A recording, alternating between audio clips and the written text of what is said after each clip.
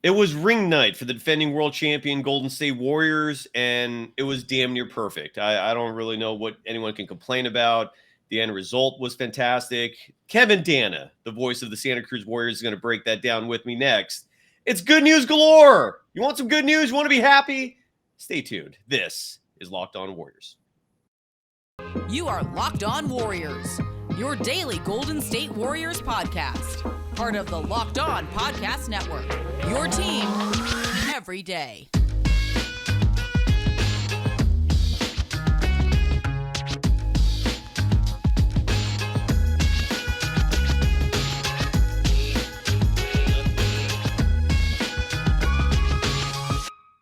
Thank you for making Locked On Warriors your first listen every day. We're free and available wherever you get podcasts. Today's episode is brought to you by PrizePicks.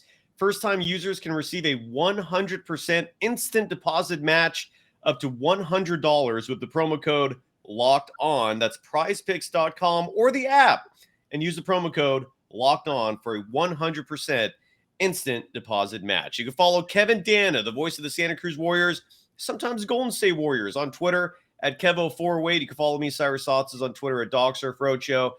Kevin, what a damn near perfect night. Not much you can complain about. What is your first reaction to the Warriors starting the season 1-0 on ring night? Hey, the rings look incredible. 16 carats. It's pretty sweet. I mean, I'm just looking at the Warriors Twitter account right now. Just, whoo, beautiful. B, it's pretty much what I expected, and I think it's pretty much what we should have expected. A, the Warriors are going to be really good. B, the Warriors are really deep. We're going to get into all of this. And C, the Lakers aren't very good, and we shouldn't have expected them to be very good. But, I mean, and again, it's just one game, and I'm not saying that the Lakers are going to go 33-49 again. They could have a better record.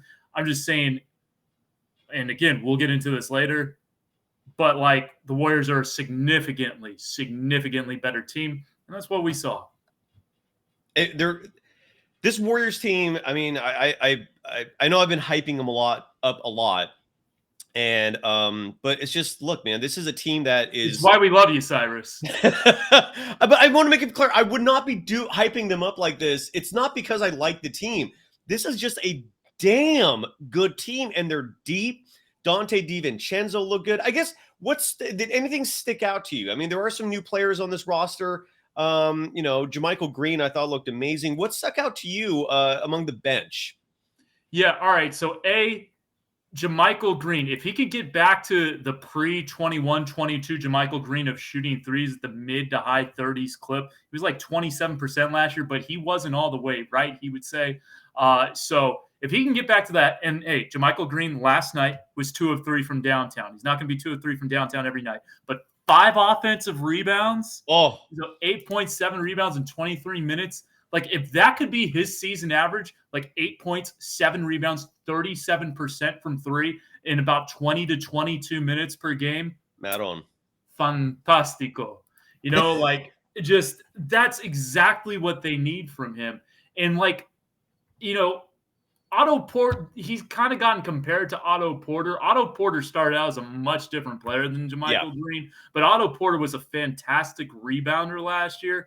And I think, if JaMychal Green can fill what the Otto Porter did for Golden State last year, in addition to his three-point shooting that he showed last night, what he showed for much of his career, he's going to be fantastic.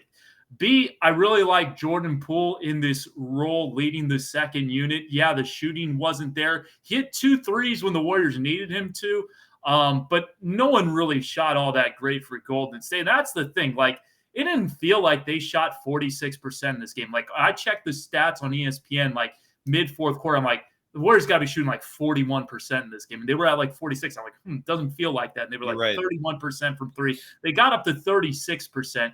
But they didn't shoot well. They turned it over 18 times, and they still built a 27-point lead in this game. So, like, they cleaned some of this stuff up, and the Warriors are going to have much better shooting nights than they had last night. There's just a lot to like. But yet, Jordan Poole, what I love, the 7 assists. the connection that he had with James Wiseman in a couple of pick and rolls leading to easy Wiseman buckets. Speaking of James Wiseman, I mean, if he can give you 8 points and 7 rebounds in 16 minutes, and a really nice block shot. And how about this? Just 2 fouls in 17 minutes, basically. That's huge. I read a Sam Vecini tweet, the NBA draft guru, who basically, he doesn't know it, but he helps me out with my NBA draft research because I basically just take what he does and then, read some other sources. But he is kind of the holy grail of what I read. And he said there are 2 things that really sticks out to James Wiseman's debut. A, how he stayed up vertical. Remember that block shot he had inside? Just boom, stayed up so vertical you can't even see my hands in the picture. Yep. And especially wouldn't with James Wiseman if he did this on this podcast because he's about a foot taller than me. B, screen setting. The contact that he's getting on screens. There was that one where Poole kind of operated off his screen and pulled up for a long 2. It was off a Wiseman screen, and Wiseman hit the defender. I think maybe it was Lonnie Walker the 4th. I could have that one wrong, but the defender had to chase and couldn't get to Poole in time because he had to fight through that Wiseman screen. So those 2 things really stepped up. DiVincenzo, I really like. I love the pickup. Yeah, there were a couple of miscues early on. He's not going to have 4 turnovers every game. But again, big 3 late in the game when the Lakers were making a run. And I mean, he's a proven NBA commodity that's trying to work his way back after getting injured at an inopportune time for him. And he still provided 8 points off the bench as well. So, I mean, you got I think they outscored the Lakers bench 41-24 last night. And yeah, they played 11 guys. And I thought Moses Moody in his 8 minutes looked really good. Agreed. Yeah. So and if Moses Moody, if there was an award for 11th man of the year, Moses Moody, I think would win it going away. That's my petition. Make an 11th man of the year award and give it to Moses Moody. They didn't. Yeah, I don't remember hearing anyone asking Kerr about that because Moody only played 7+ minutes. I'm guessing is because of the calf strain. They don't want to push it. Normally Moody would be the 7th man off the bench, but like you said, he was the 11th. It was an absolutely incredible performance. I thought Andrew Wiggins stuck out strong. He looked ready. He was 4 for 7 from 3. I mean, that's really what put the game away in the 4th quarter. He was just putting him up. He was feeling it. You could tell he was feeling it.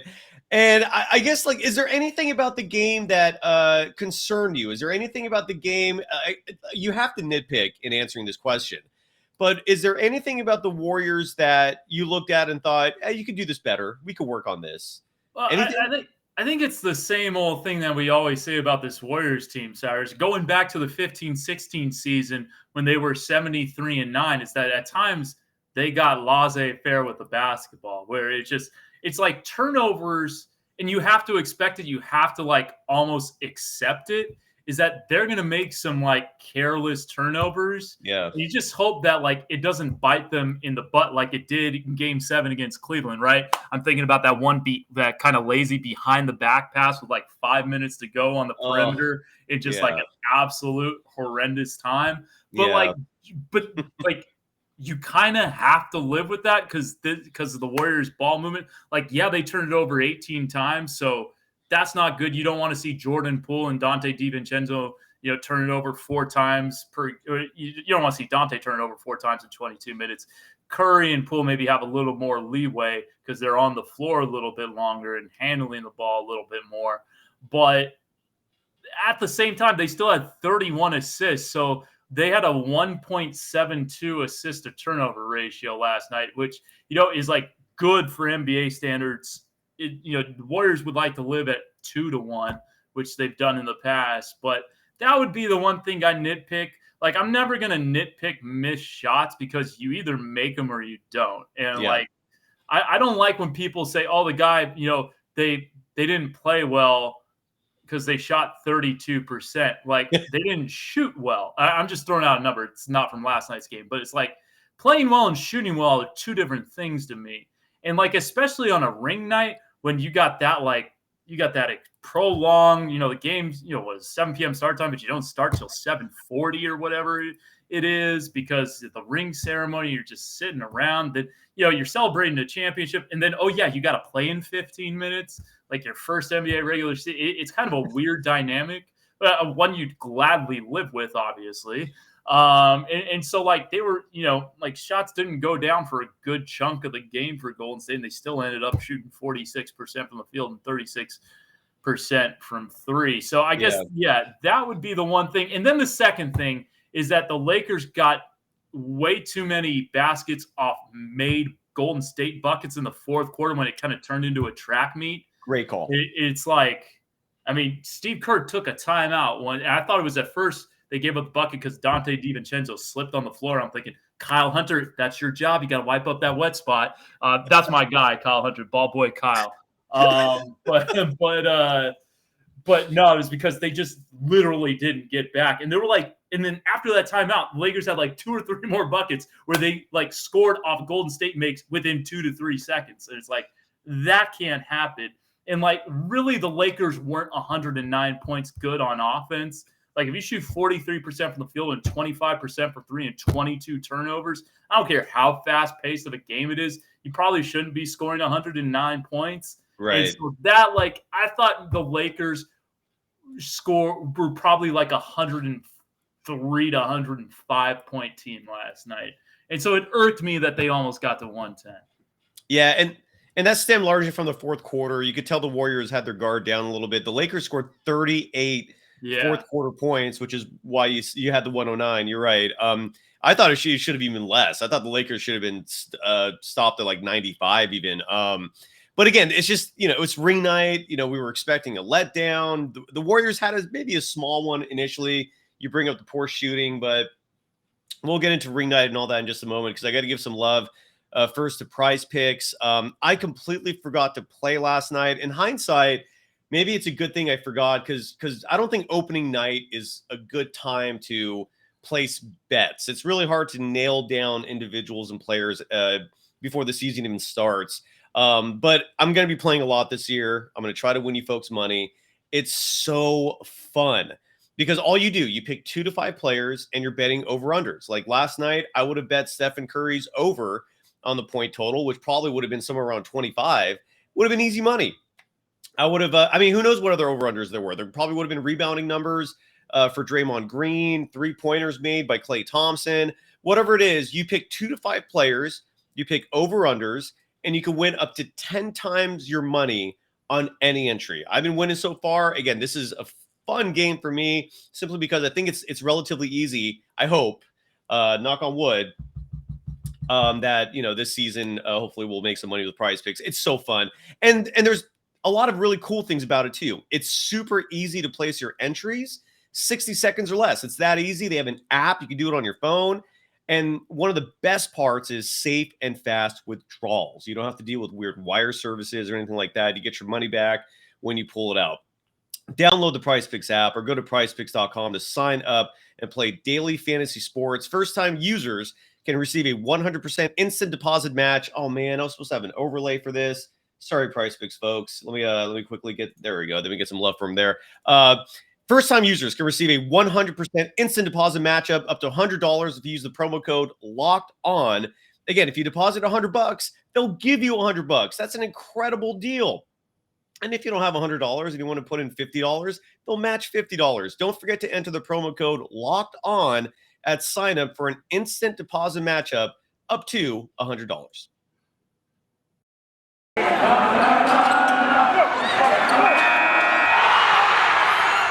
You are Locked On Warriors, your daily Golden State Warriors podcast. Part of the Locked On Podcast Network, your team every day.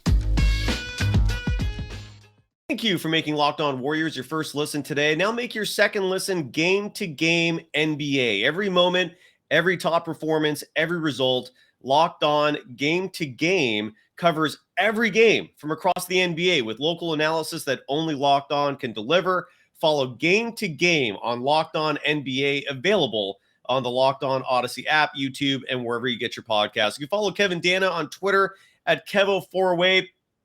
What was your impression? I'm not going to continue this story, I promise, but it's worth paying attention to. Draymond Green and Jordan Poole were on the court together. I thought, to me, whatever questions are lingering or have lingered at least subsided watching them play together. The chemistry was there. There was one particular pass from Draymond Green. There was actually a few Draymond Green passes that were exemplary. He was on fire, I think, on both ends of the court. He played 25 minutes total. Didn't put up huge numbers. As typical Draymond Green night, 4 points, 5 assists, 5 rebounds. But again, those passes he was making to Jordan Poole, there was a couple to Stephen Curry that were just laser sharp. Anything you saw in terms of the Draymond Green, Jordan Poole dynamic? It looks good to me. Your thoughts? Yeah, I mean, they don't need to be best friends. Like, right? They just got to be able to coexist on the court and in the locker room. And last night they coexisted on the court just fine. Draymond set a lot of good screens for Jordan Poole. There was that one Jordan Poole pass cutting Draymond for the layup in the lane that I knew that everyone was going to talk about on Twitter. And yeah, I mean, look, I think there's only so much you could talk about this now, right? I mean, it's been 2 weeks since the punch. It's been 12 days since we've all seen the punch. Now there's a regular season game where there wasn't any obvious friction out there.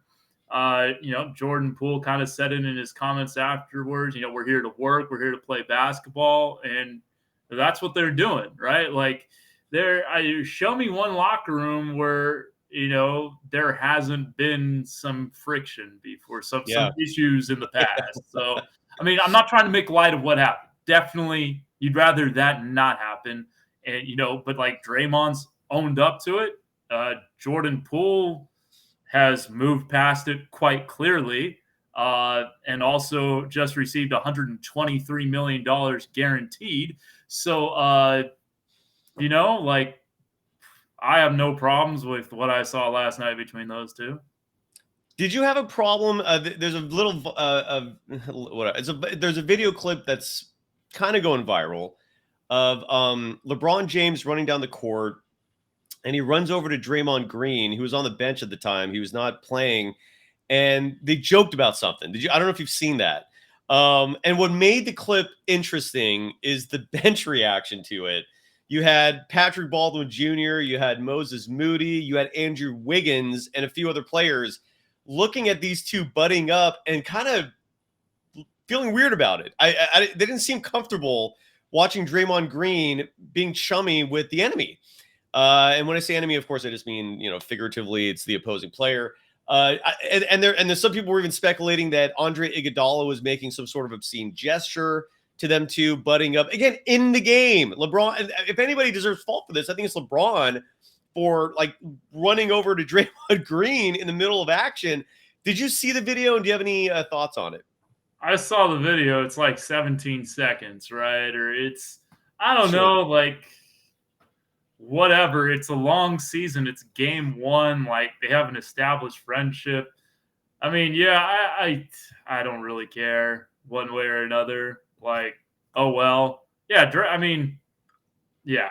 All right. Yeah, I don't care. I don't have a problem with what LeBron did. I don't have a problem with what Draymond did. My eyes were kind of fixated on Andre Iguodala, so I didn't see what the rest of the bench reaction was. But they're just staring. They're just there's no reaction on their faces except just they almost looked appalled. It was really fascinating seeing their faces. They seemed surprised by it more than anything, and they didn't seem happy either. Yeah, I don't know. I figured they know that those two are boys, but I guess not everyone's like Kobe Bryant trying to run through Pau Gasol in the Olympics, right? That was a great nugget from that Redeem Team documentary. And also, there's a lot more on the line than the Olympics in game one of the regular season. But yeah, right. I don't care one way or another. They can talk on the court all they want.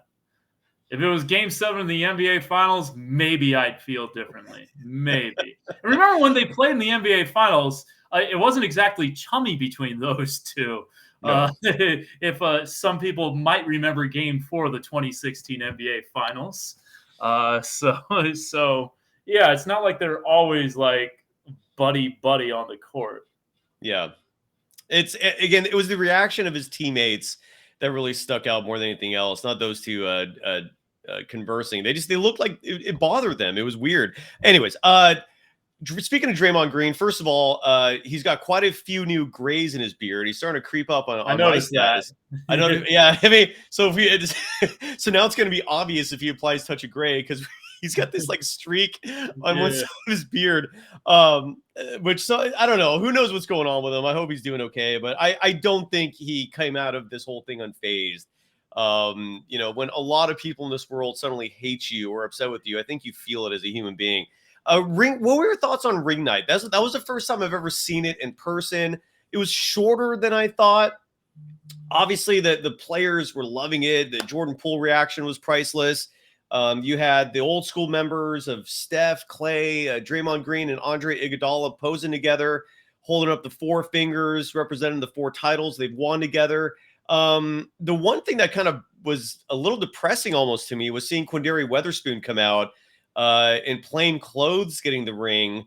I felt for him. I really did. Yeah. He did not look like the happiest person either. He's currently unemployed. He was waived by the team, like a week ago. Just your overall feedback on ring night. Well, yeah, I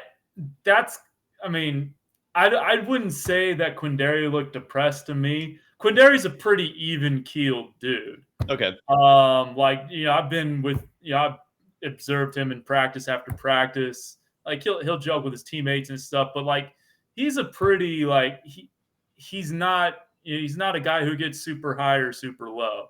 And so I felt for him, definitely. Maybe I'm projecting. Yeah. Because I do think Quinndary Weatherspoon is worthy of one of the 450 standard contracts. Yes. NBA. Like, to me, there's not a question that he should be a 13th man somewhere. He has too much to provide. It looks like the Warriors went more with like pure point guard and pure shooting for their two-way spots. But I love Quinndary Weatherspoon.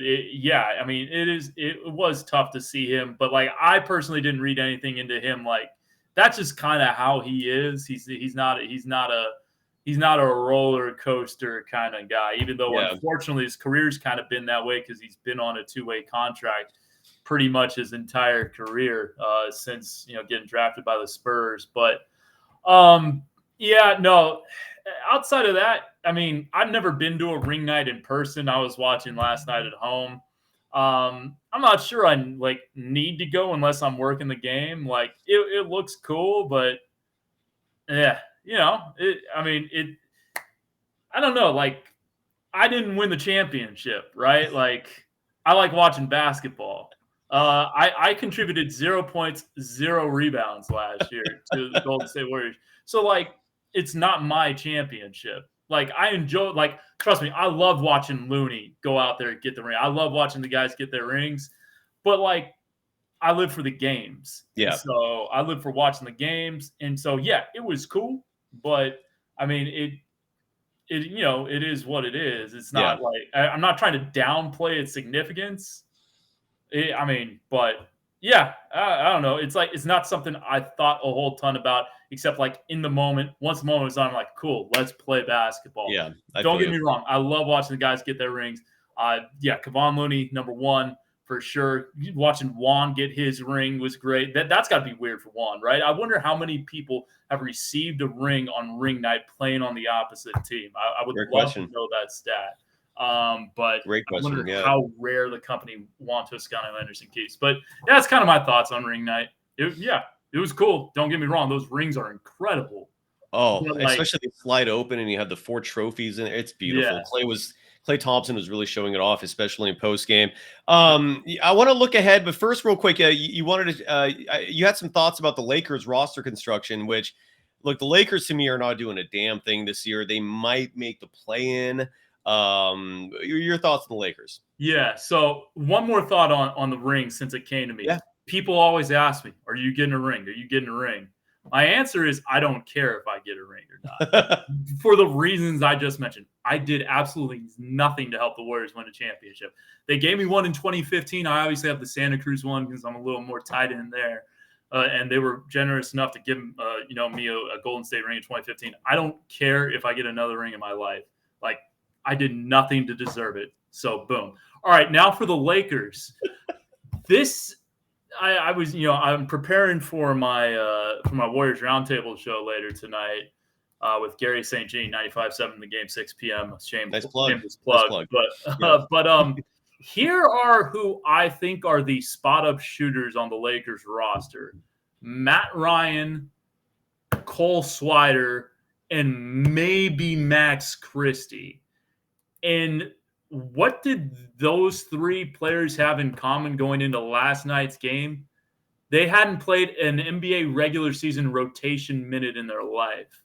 Wow. Like Matt Ryan, who made the roster strictly because of his shooting, he's seen as a shooter off the bench for them.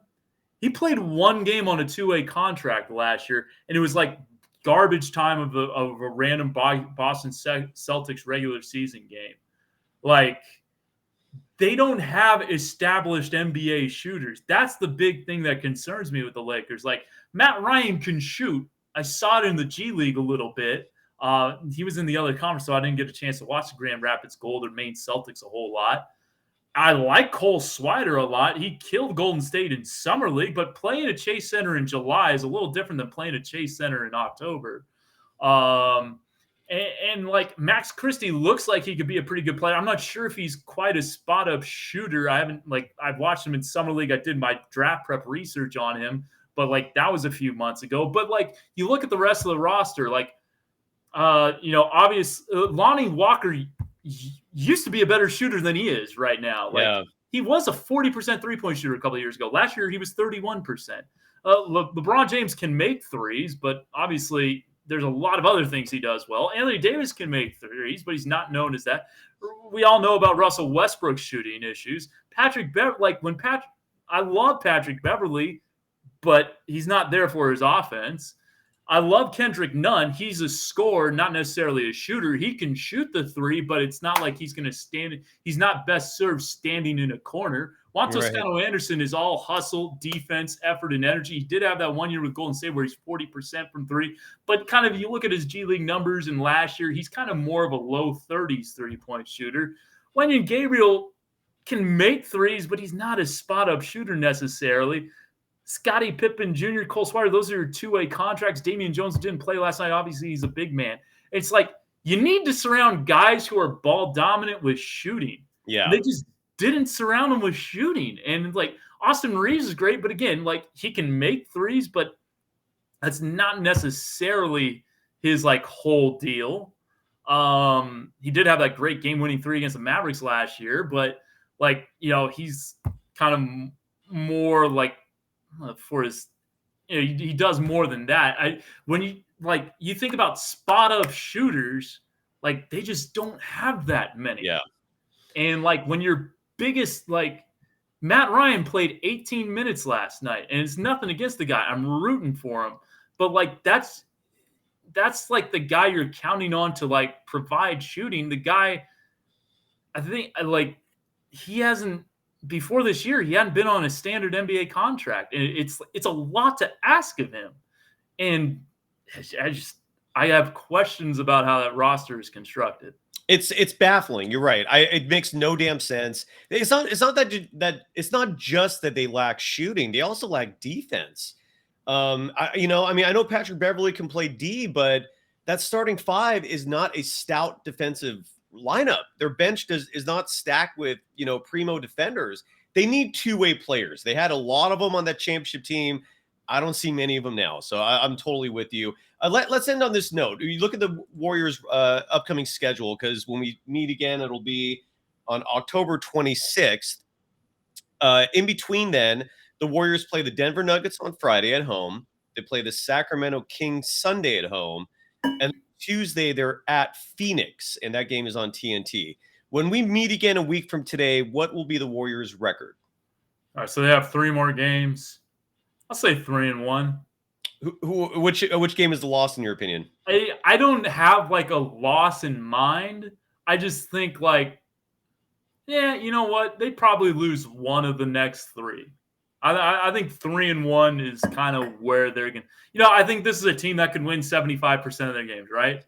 So they're going to win 75% of their first 4 games. That's basically, I think they live around like the 53 to 60 win range or something like that. So, like, most likely they're going to lose one of their first 4. There so you that's go. why I don't know. Maybe it's at Phoenix. I'm not sure. I think one of those next 3 teams gets them. I think, like, on the whole, they're better than all of them, but it's the NBA. It's regular season. It's early in the regular season. So I think one of the next 3 teams will get them. I think, like, one thing I thought from last night, I guess, is that the Kings are better than the Lakers. Without having watching the Kings play a regular season game this year, because they haven't, I think their roster's a lot better. I agree. Overall.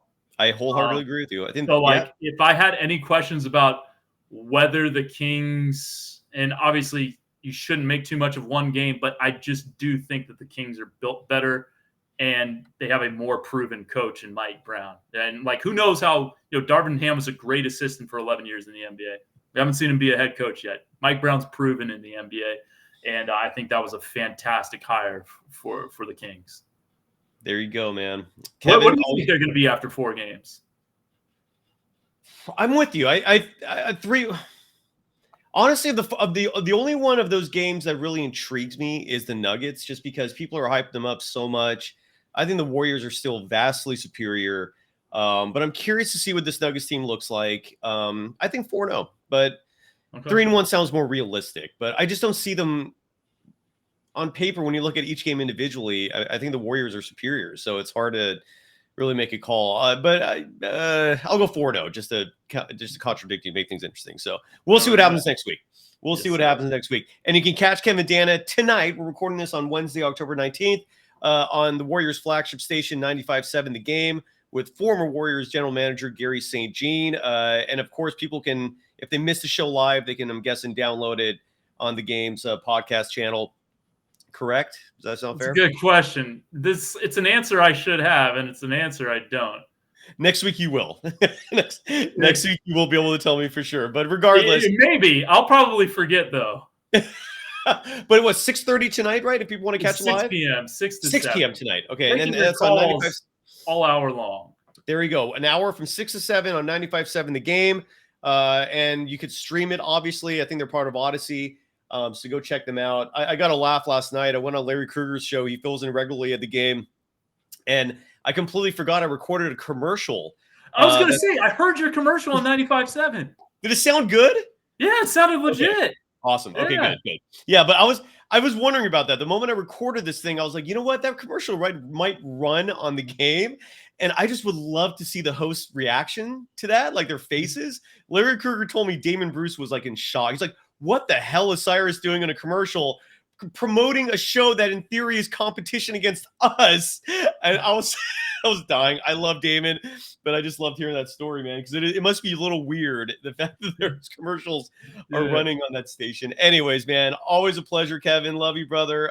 Have a great show tonight. And when does Santa Cruz start? When is it? November 1st, right? Is that what you said? November 4th, close. 4th, I'm sorry. Okay. I think the draft is traditionally like would be this Saturday. I'm imagining. Hold on, when is the G League draft? I'm pretty sure it is. Oh, yeah, I can't. Let's see, 22 NBA G League draft. I don't know. I want to say it's this weekend though.